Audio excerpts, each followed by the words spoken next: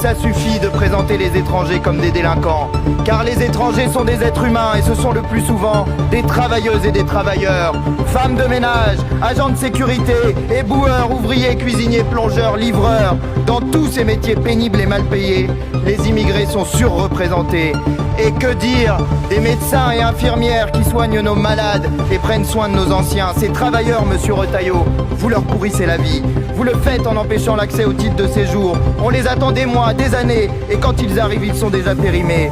Vous le faites par vos mots, en disant que l'immigration n'est pas une chance pour la France. Quelle honte de dire cela quand 20 millions de nos compatriotes ont un aïeul étranger. J'en suis. Vous aimez l'histoire de France, monsieur Retailleau, la voici. C'est celle du Vénézuélien Miranda qui combat à la bataille de Valmy. Celle des étrangers naturalisés en 1848 pour avoir fait la Révolution et établi la République. Celle des 600 000 soldats coloniaux enrôlés de force et des 500 000 travailleurs qui font tourner nos usines en 14-18.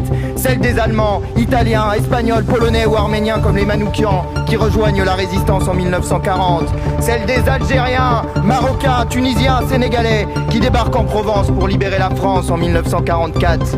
Beaucoup sont les enfants de cette grande histoire des combattants de la liberté et des bâtisseurs d'après-guerre venus du monde entier. Alors, monsieur Retailleau, en disant que l'immigration n'est pas une chance pour la France, c'est vous qui salissez son histoire.